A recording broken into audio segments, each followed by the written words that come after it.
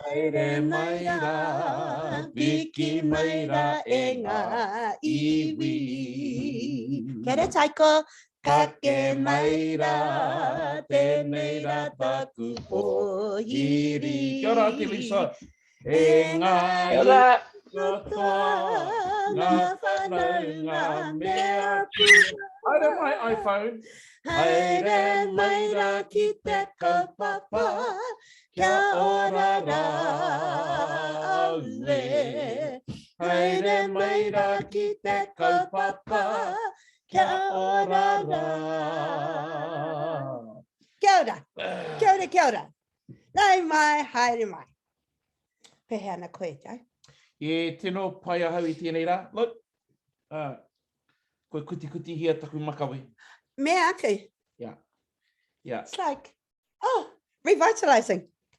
Yeah, we're lucky, all right. We got a bit of a budding hairstylist in our whare. Her name is PP. If you need a haircut after after COVID, book in with my daughter. She ain't too bad. She reckons my best friend, his dad is a barber. So that makes him a barber and that makes me a barber too. Now, how about the hairdressing side? It's all right, Mum. I've always wanted to be a beautician. I'm just now on the track of being a historian. Can I be a beautician and a historian? Absolutely, my darling. The world's your oyster. We can roll in both worlds and we can achieve well in both as well. Anyway, let's kia ora, Auntie Donna. How are you? Gee, good to have you fellas here today. Aye, it is. Well, should we get into it? Let's get into it. Alrighty. This one? Yep. Okay. E noho ana au I te hiwi o ne pū I tā pora pora he unga tapu no te waka o tau korongo mai ki te wai he a ki ngā ngā tai e kai tau hara ngā rua I puta ai te kōrero ka tai anō te iwi kai raroa e matai ake ki tangaroa whakamana mana e moe e haue I te moe ngā whakarewa ka marama te atatu hake atu rā ko wai o nui ko ngitu ko manunu tahi ko te kawawe we hape mai ki manu kapua kai tawhiti ko tu tā moe ki te rangi ko ngānai ki raro e kai taku tua ko ka hukura Hoki ki tangi ao, ko atua nui e, kia rapu noa I te kakanui apa nei rā, kia pā te ihu kia poko poko e. Cool. Couple of times through Waiata? Yeah, yep. And then maybe at a full time through. I'm just feeling like I'm grabbing it beautifully at the moment. Ka pai koe, Joe. Wai hape mai ki manu kapua kei tawhiti ko tu tā moe ki te rangi ko ngānai ki raro e kei tapu tua ko o ka hukura ko ki tangi ao ko atua nui e kia rapu noa I te kakanui apa nei rā kia pā te ihu kia poko poko e. Anō. Wai hape mai ki manu kapua kei tawhiti ko tu tā moe ki te rangi ko ngānai ki raro e kei taku tua ko o ka hukura ko ki tangi ao ko atua nui e kia rapu noa I te kakanui apa nei rā kia pā te ihu kia poko poko e noho ana au I te hiwi o ne pū I tā pora pora he unga tapu no te waka o whakatau korongo mai ki te wai he a ki ngā tai e kai tau hara ngā rua I puta ai te kōrero o kātahi anō te iwi kai raroa e. Mātai ake ki tangaroa, haka mana mana e moe e hau e. I te moe ngā wakarewa, pamarama te atatu hake atu rā. Ko wai o nui kongi tu, ko manunu tahi ko te kawa we hape mai ki manu kapua kei tawiti, ko tuta moe ki te rangi, ko nganaia ki raro e, kei tapu tua ko o ka hukura, ko ki tangia, ko atua nui e, kia rapu noa i te kaka nui a paneira, kia pā te ihu, kia poko poko e. Ka pai. Fantastic, man. Alrighty. That's humming. Humming along? Humming along. Good, Bobby. Good to see you. I hope you beat your brother in golf the other day. Good. Bye-bye. And moving right along. It's fun. We'll be gunning at this one now, so let's give it a go, eh? Yep. Tēnei au ko te uri o manu manu, ko te aitanga tiki. He matakahi, he manuka, he kahika, I ahu mai I te kohanga tapu tapu atea. I te whare o te manuka, I te whare kura o manuka pua. Tēnei au te hotu ne hokai awei. Whana āringa, hikai a te wetu. Hikai a te marama, Kei te whai au, kei te amarama e. Gee, kei te orara watu e nei Waiata. Can we have one more go at it? Can we have one more go at it? All right, go on then. Tēnei au ko te uri o manu manu, ko te aitanga tiki.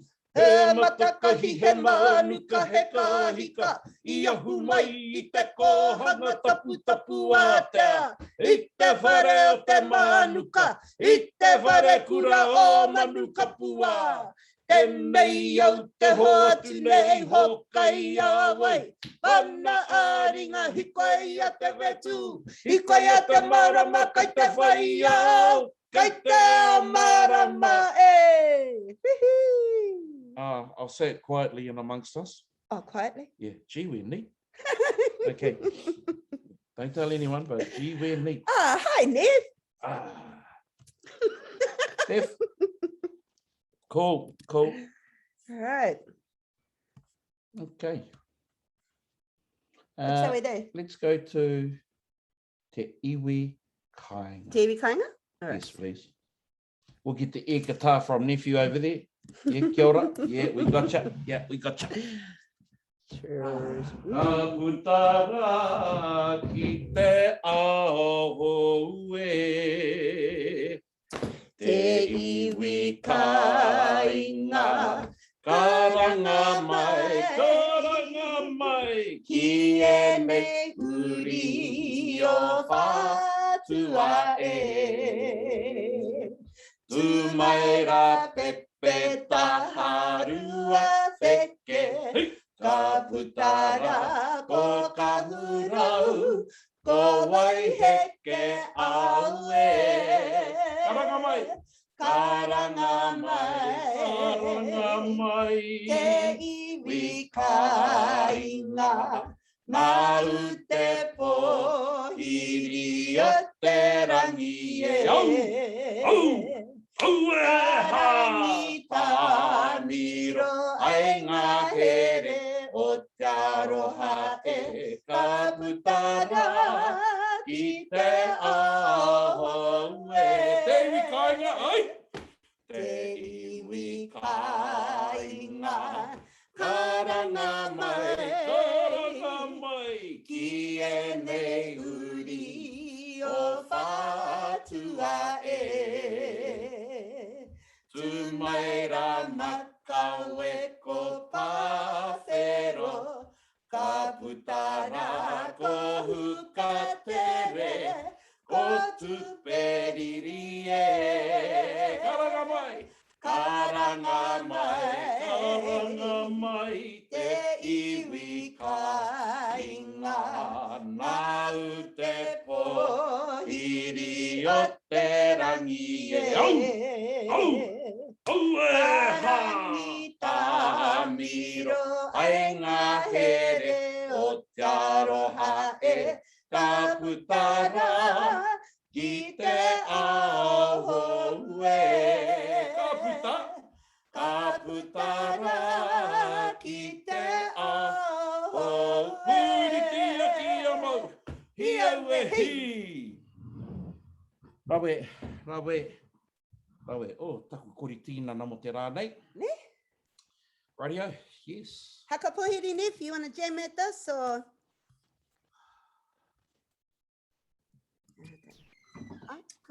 Kia ora, I'm a bit panicky. I'm not too sure if my line's going to drop in or out. I don't mind. Okay, so we got you. I'll just share screen. Okay. Kia ora, Uncle. Kia ora, Auntie. Kia ora, everybody. Okay. Tēnei ruia. Aue aha te haue wawara maira. Aue konga haue whae wawara maira. Papaki kauana ngatai, ngaru ana I waite mata. Toi a mahuhu ki te rangi ngā waka ki uta kia ki te ia. Kia rongo I te kaupapa I hara mai ai koe. Taka hia. Taka hia te venua I hara mai ai koe. Koe ki runga tamaki here ngā waka. Here ngā tangata e. E te pohiri ngā iwi o te motu pakia. Ia hatera. Haere mai, aue. Haere mai, aue. Tunoa.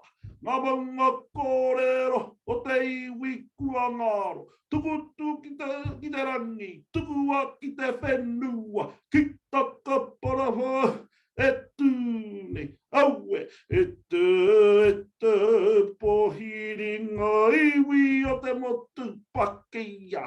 Ia hatera. Haere mai, aue. Haere mai, aue ki taku hui. Hui. You want to go again? Yep, well, let's go again. Ka pai. I think I got hapa iti engari. Tēnei ruia. Aue, hea hate haue wawara maira.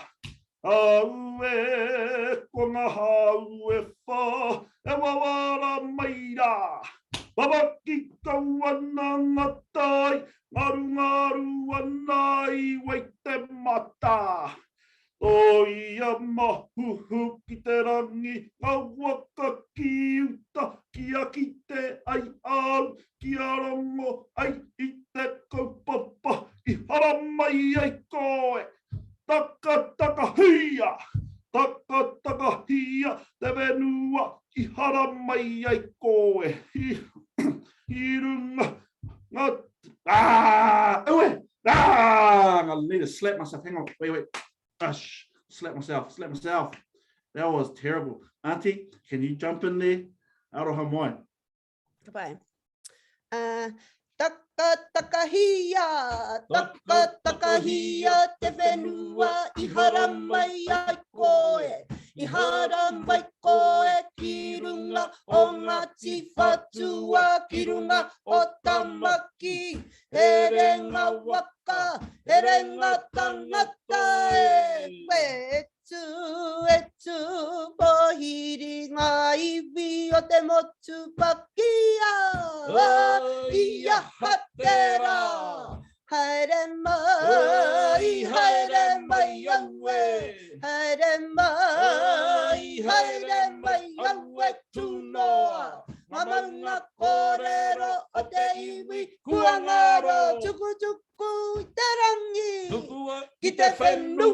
ki taka parawau e tū nei e tū mo Whiringa iwi o te motu pakia ia hatera haere mai aue haere mai aue ki taku hui hui mi whakatā Rawe, o, kua piki ake tātou. ka piki ake tātou ai alrighty Yeah. Okay, we're going to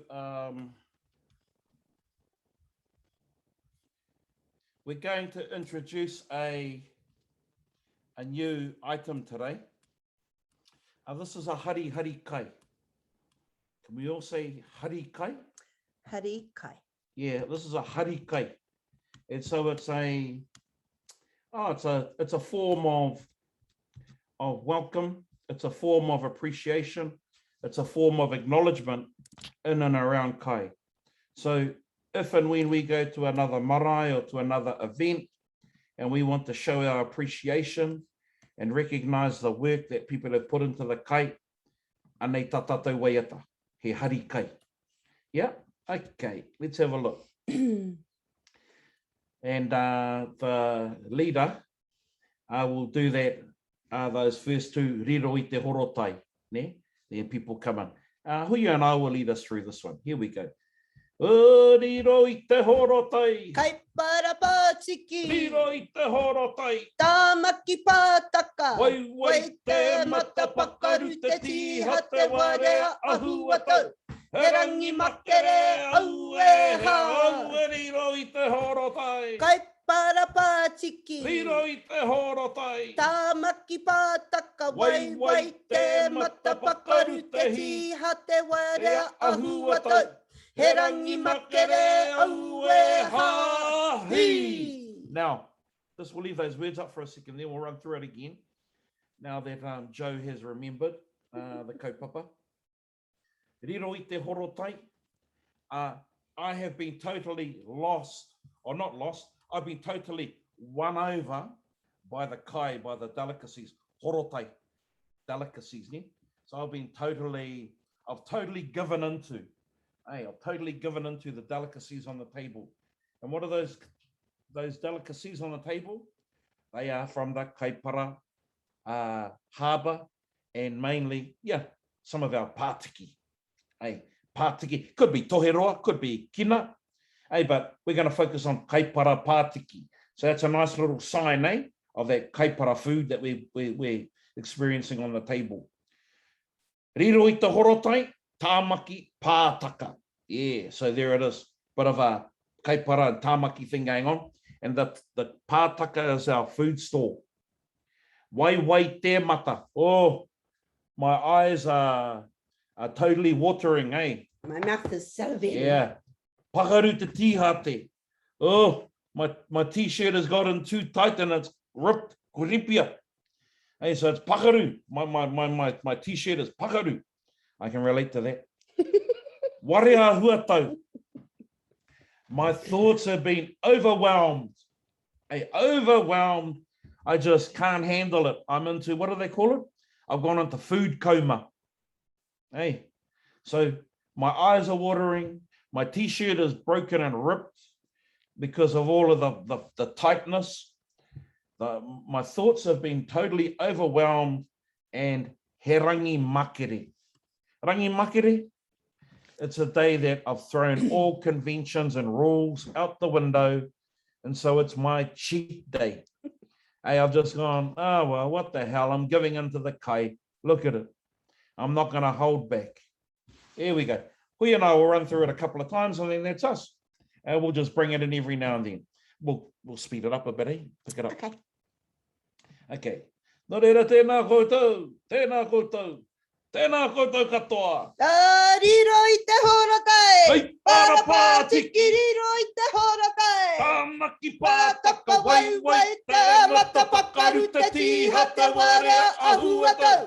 Harangi makara aue haara. Riro i te horatai. Hei, parapā tiki. Riro i te horatai. Tāmaki pātaka wai wai te mata pakaru te tiha te ware ahuatau.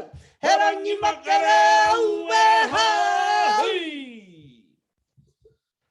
Yeah, a little bit of fun, eh? Yeah, that's us. Good, mate. We're going to move into that beautiful tupuna whaia of ours. Ko Waiata. No, not that one. Waihekeo. Yeah, that's right. Ko Waihekeo. Tokohia ana tamariki. Hold up your fingers. How many children did she have? Tokohia ana tamariki kia haumoi warangi. I can see 3 fingers. I can see 4 fingers.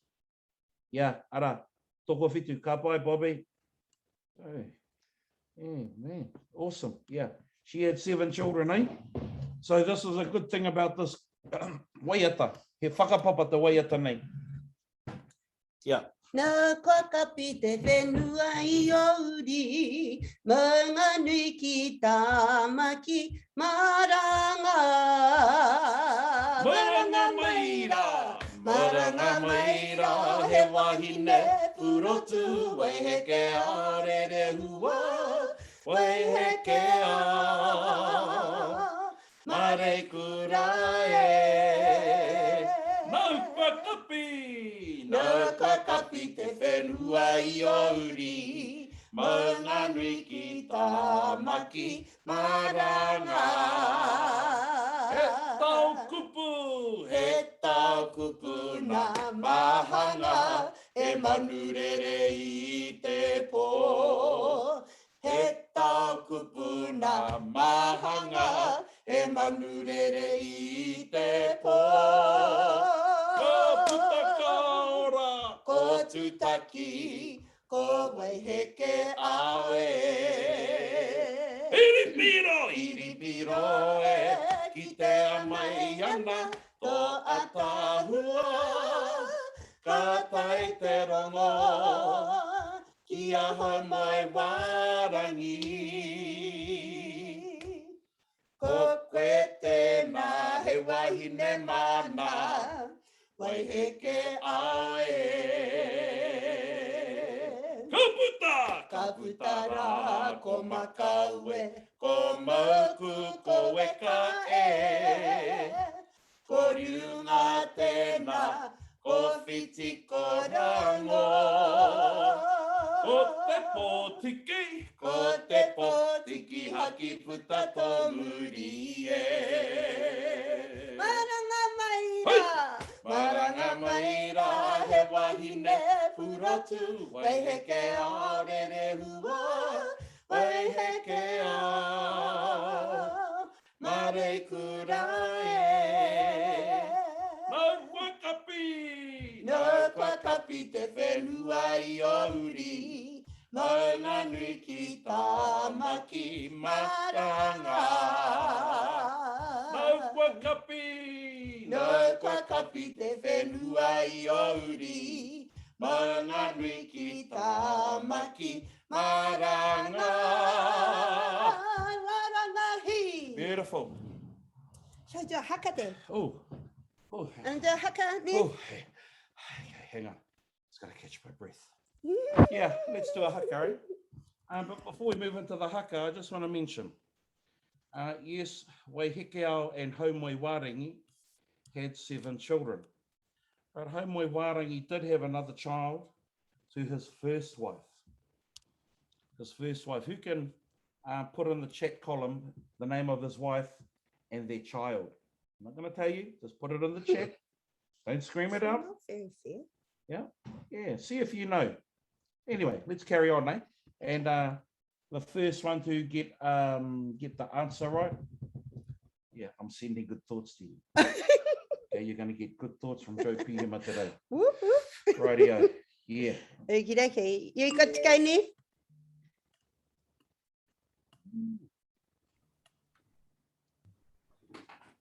Tēnei takahia.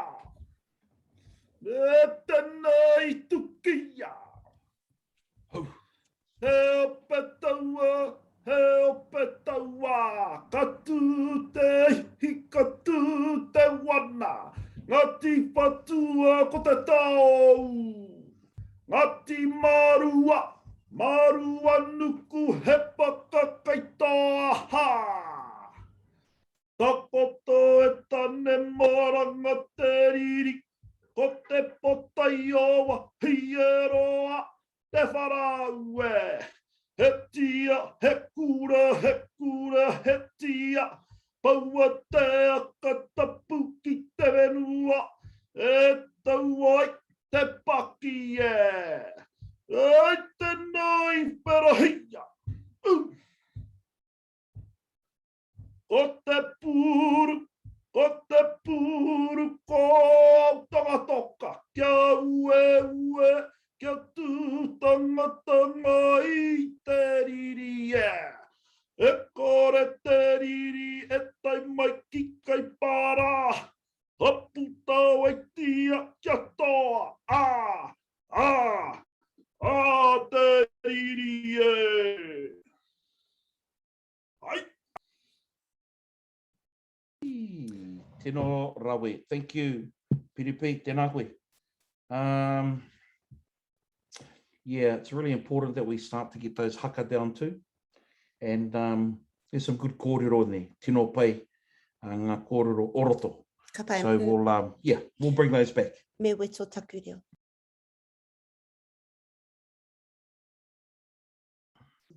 Rightio. Let's get into that favourite time of the afternoon.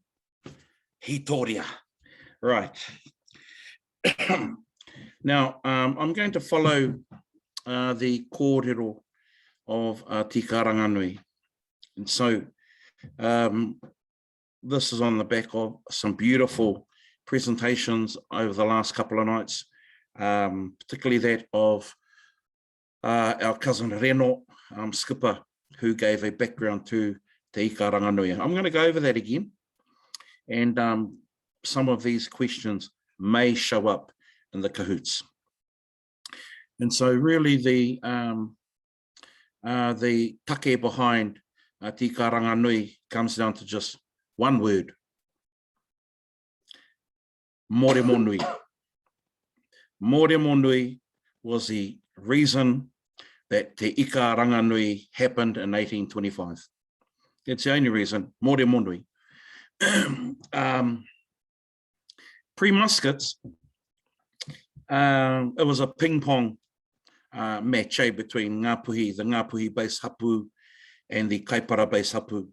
You know, it was fairly even, and then actually there were a lot of instances in the previous 50 years before Te Ika Ranganui that Ngāti Whātua base tribes, the Kaipara people actually we were over and above them.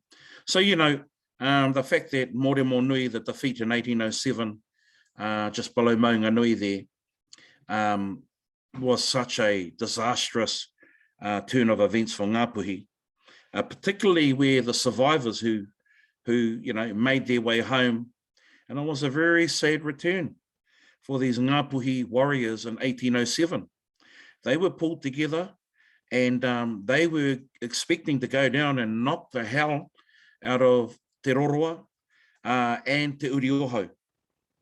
But it didn't turn out like that. In fact, they came home, back to the Hokianga and back into that region and into the Kaikohe wider region. They were very, very broken, very broken.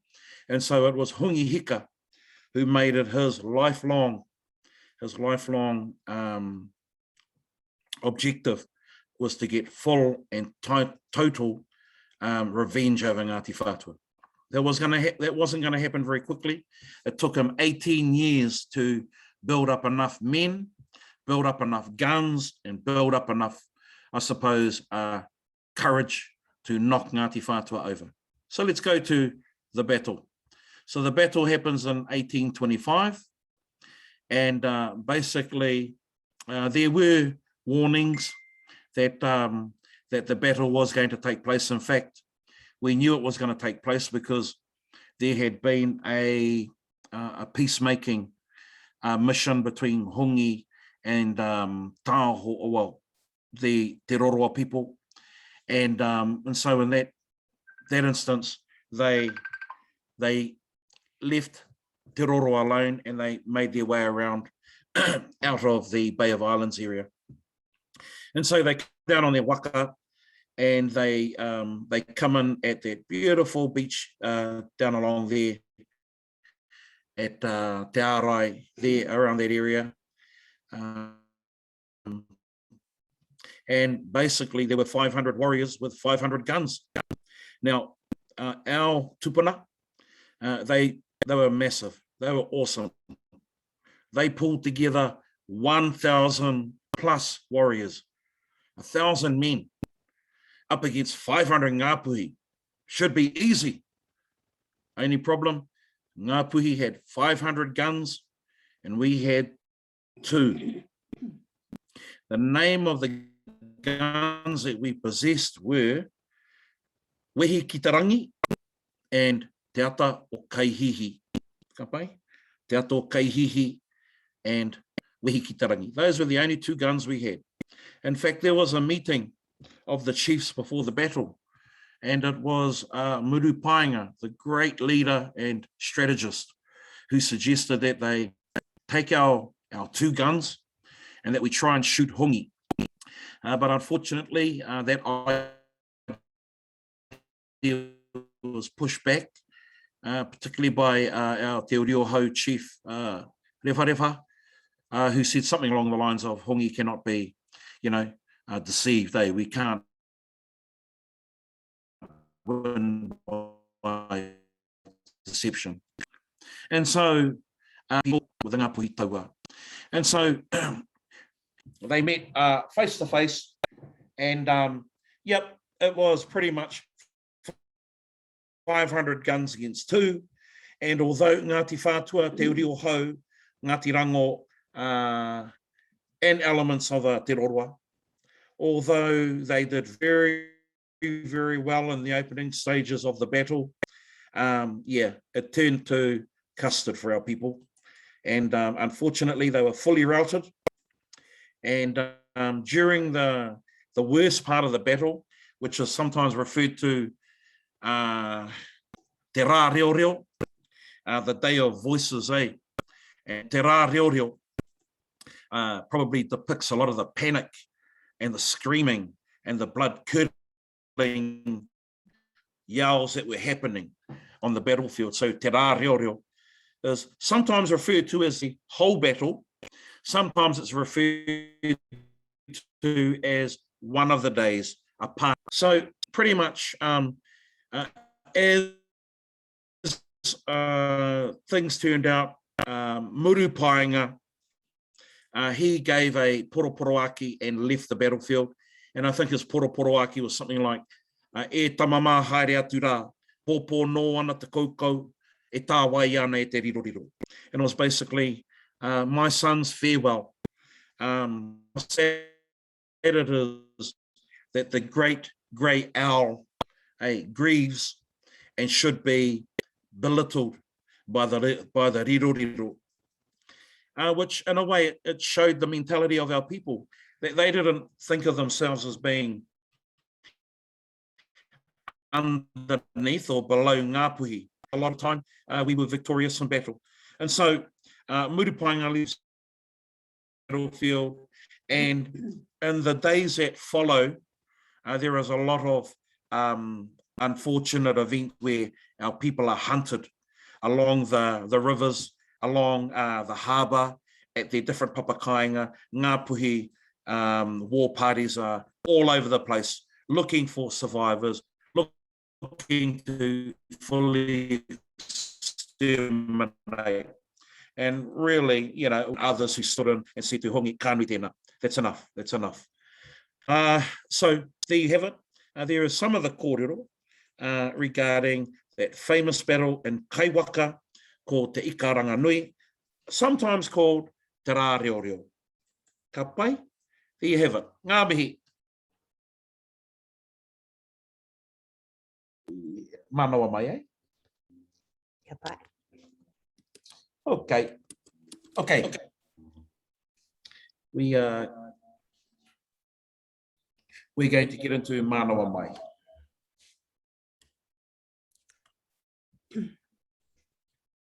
Are you going to have your audio on? I'll turn it down, eh? Manawa.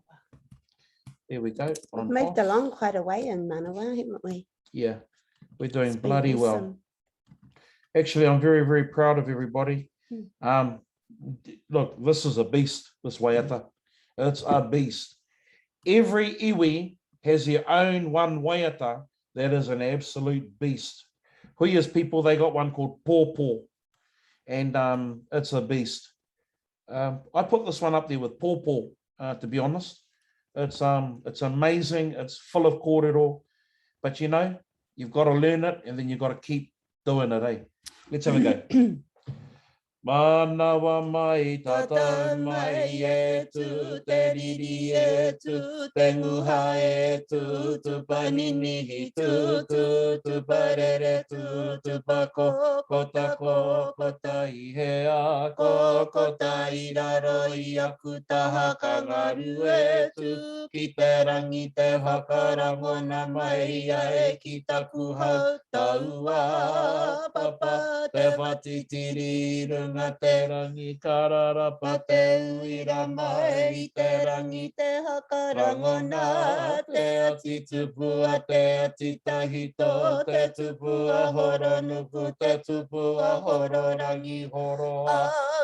Ta kina te manu, ta kina te pō, ki raro tonga oi, ta kina ki Hawaii, ki rongo te pō, rongo te ao, te ue ariri, te ue anguha, te wae riri, whakahume tamaki tōna whenua papakura, te tangi whakamataku, kia ngaki te mate o tū wakararo, tangi amu ki ona tuahine nunui, roroa awai e kore tai a te riri ko whakatau ana ke te toa e ngana ai te tangi a te wahine rukuhi a huka tapatu ki te tae hanga ia a ke kotona i hutiro a ke kotona hoe oi heke i hoi runga i ona ai tu kararapa ki te rangi mau o rongo kio te hono o whakatau he poke tahu atuku atu whakatau ki roto ki te whare tōna tino.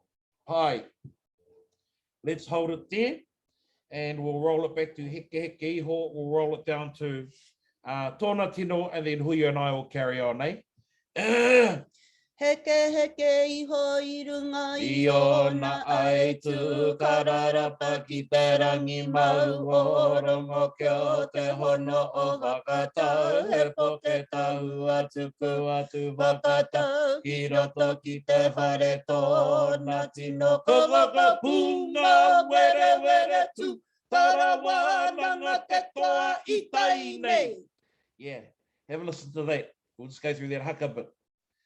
Toru whakapunga were tu tarawa nanga te toa I tai nei. Yeah, it's quite easy. One more time together. Toru whakapunga were tu tarawa nanga te toa I tai nei. Yeah, let's go from heke and we'll roll it through to there. Okay. Heke iho I runga I ona ai tu kararapa ki te rangi mau o rongo kio te hono o whakatau he poke tahu atuku atu whakatau I roto ki te whare tōna tino ko whakapunga were tu tarawa nanga te toa I tai nei. Let's go back to heke iho, get the rolling. Heke iho I runga I ona ai tu kararapa ki te rangi mau o rongo kio te hono o whakatau he poke tahu atu tuku atu Whakatau ki roto ki te whare tōna tinoko wakapunga were were tu tarawananga te toa I tai nei. Wow. Wow. Now, once we pass here, she's all bread and butter after this, man. She's beautiful. Ka pai. Alrighty, tikina o koutou waia, ko tai ki te wā kahūtu, no reira ka tuari te haha te nama mo te rangi nei, nei rā te nama.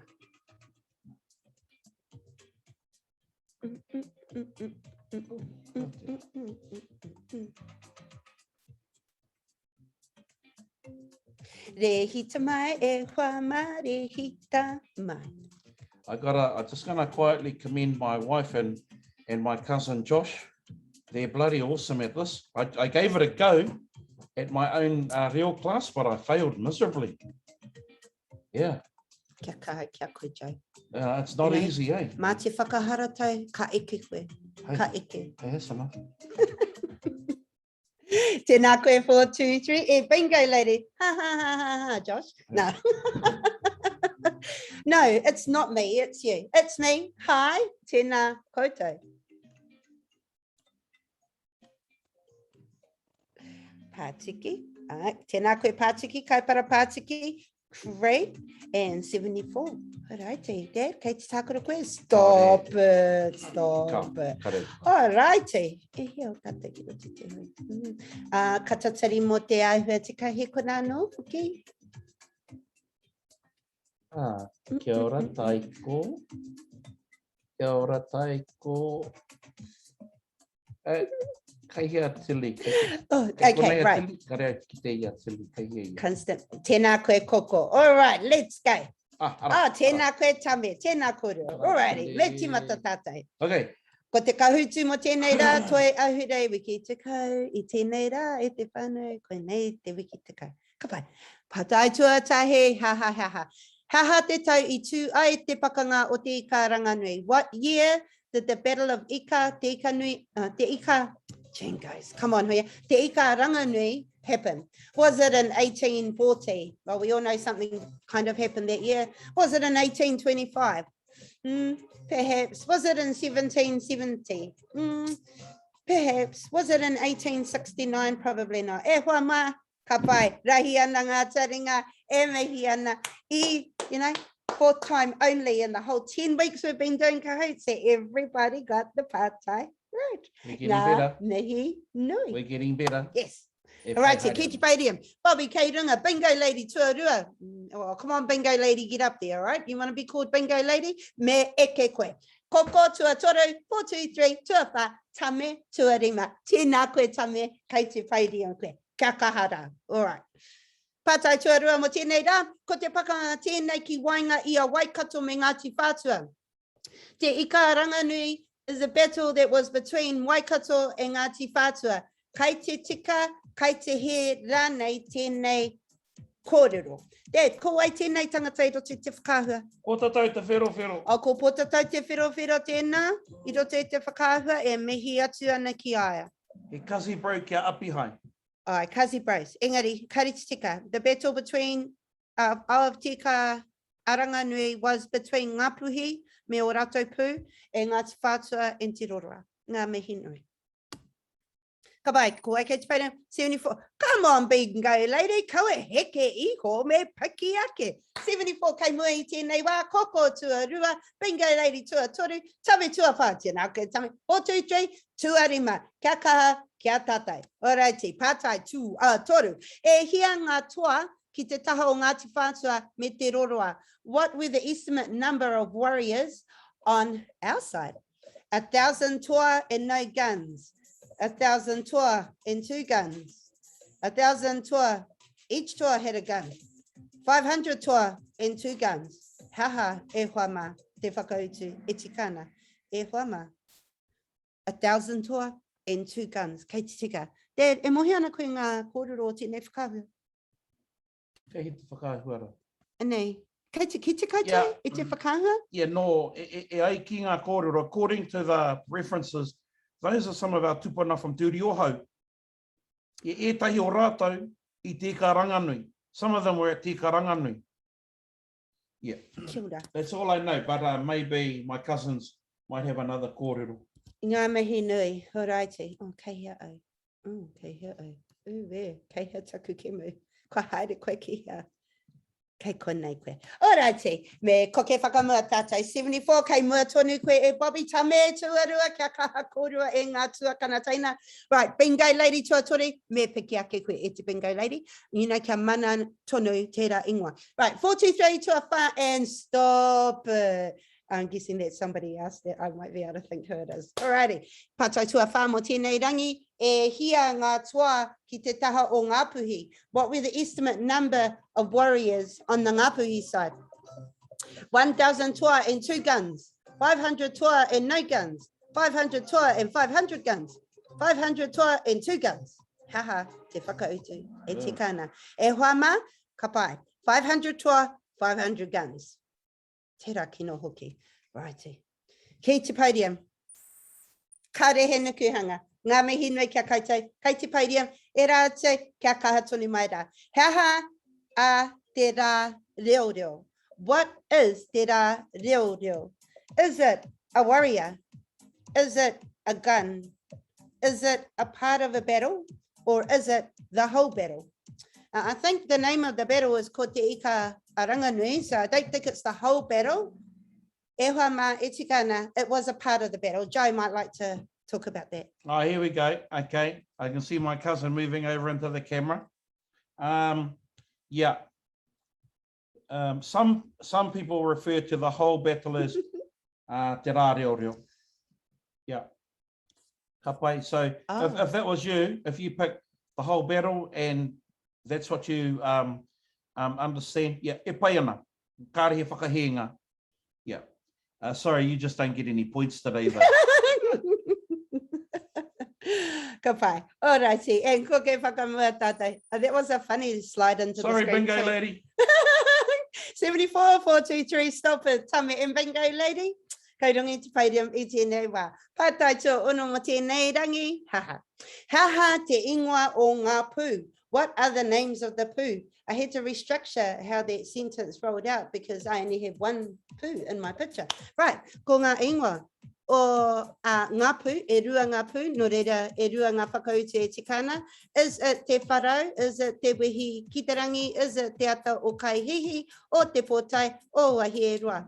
E hoa mā, te wehi kitarangi, te ata o kai hihi, ngā whakautu e tikana. Ngā mihi nei, te wharau e te pōtai o wahi e rua, he waka ena. Kia ora.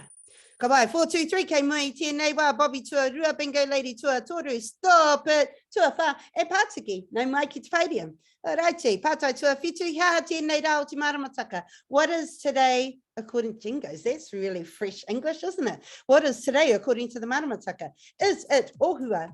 Is it atua whakahaihai? Is it o turu? Or is it rākai nui? E huama, haha tēnei rangi. Haha tēnei rangi. Oh, I'm feeling the positive energies. Are you?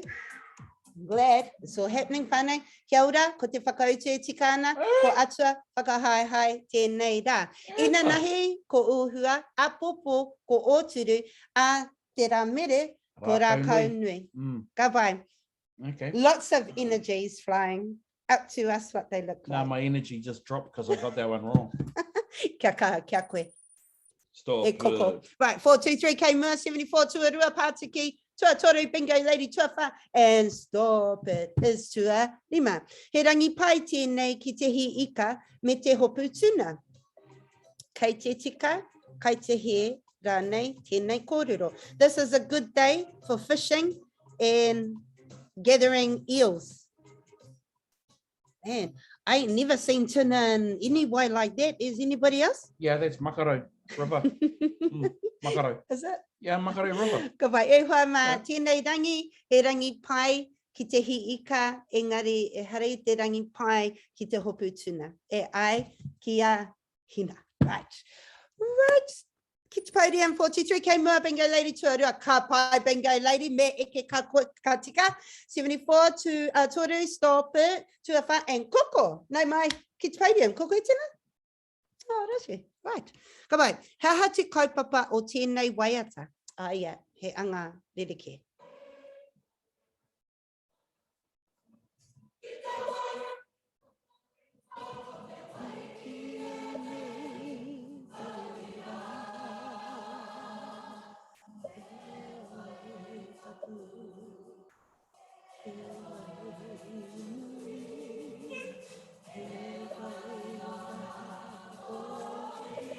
Where was that practicing? That was at Kaipara College. Wow. Yeah, tēnā koutou, he karakia tēnei ngā kupu o tēnei waiata he karakia. Nā te kuratai aho i tuhi. Ka pai, tēnā koutou. Righty. 4, 2, 3, kei mua, bingo lady, tua rua, koko, tua tore, tēnā koe, 74, tua wha, and stop it. It's tua rima. Ka pai, haha te kaupapa o te wahanga tuatahi o tēnei waiata. What is the kaupapa of the first part of this song?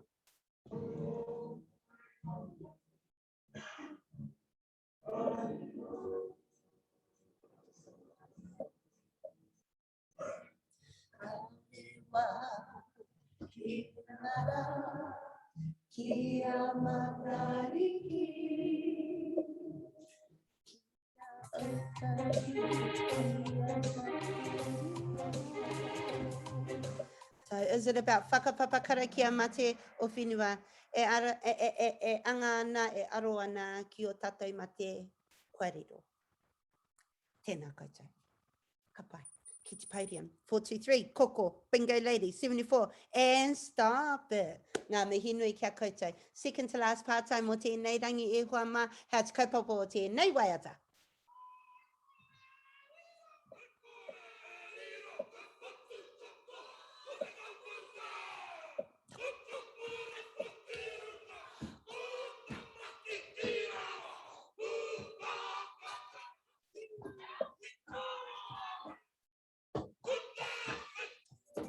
Ka pai, ko tahi ana ke te whakautu e sikana.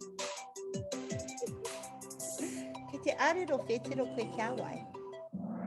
Tēnā koutou e aro nui ana ki o tātou whenua. Kairero. Ka pai. Right, and ki te podium, kaore he nekehanga ngā mihi nui, pātai whakamutunga mo tēnei rangi, hea te kaupapa o tēnei waiata.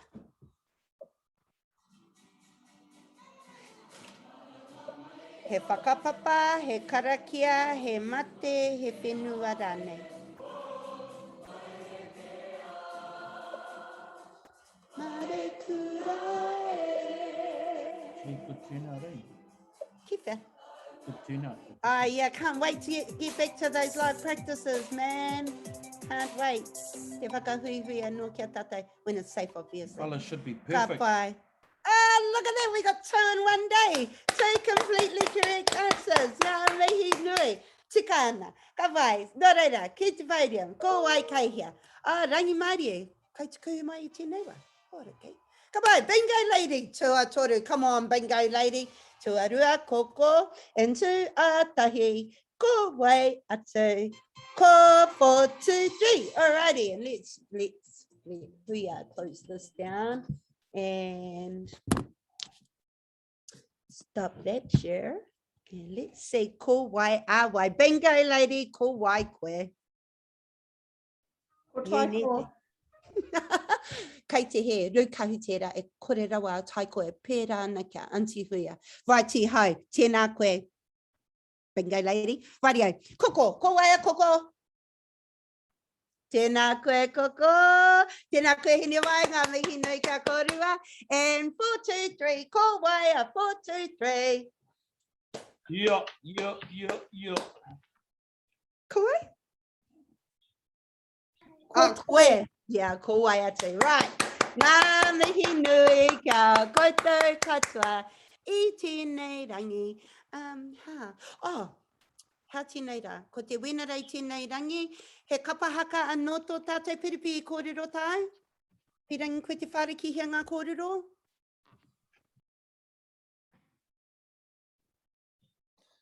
Tēnā tātou, ngā mihi nui kia koe tutahi, uncle, auntie, tēnei te ngā koe o hatu nei kia kōrua, tēnā kōrua.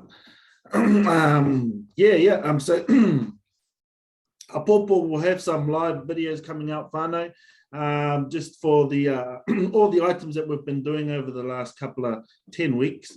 So Taru and I have got together and set up a bit of a video that'll come out to you fellas within the next couple of days. There is a Zoom link on the Whaimaia page if you want to jump in there as well. Yeah, haere mai, no mai, haere mai. Our job really is to just consolidate all the Waiata, so there won't be really not much history recorded or Zooms, but ours is to get the kupu out there, get the notes out there, and our actions out there. Reira, yeah, no mai, haere mai. Tēnei ka mihi. Kapai, so the links are on the Te Kapako o Ngāti Whātua page as well as the Whaimaia page e Huama. 5 o'clock tonight, Nia? Apopo, sorry. Apopo. Apopo? Okay. Aye, apopo. Nothing today? There'll be a couple of videos going out today. Yeah. Awesome. But no Facebook Live at a certain time tomorrow at 1 o'clock, eh? Yeah, cool. Alrighty, so let's see us Apopo, those of us that are free and available. Apopo at 1 o'clock. The links on the Te Kapako o Ngāti Whātua and Whaimaia page. Tomorrow, don't forget Dr. Jeff doing his live thing on our Whaimaia page again. And karakia ia te pō e whama. All right, I think that's all the panuis. Oh, today is, I think that tomorrow there, I think, who's in here? No one. Stay locked on to the Whaimaia page. I think that there's another stand-up kai thing that you can tap into happening again tomorrow. So if you haven't registered and filled out your form and you want to go in and grab some stuff tomorrow, please do that and just stay locked on to the Whaimaia page, whānau. Be safe, be happy, have fun. Don't forget about our babies. Have fun with our babies. Hei te rā miringa e te iwi.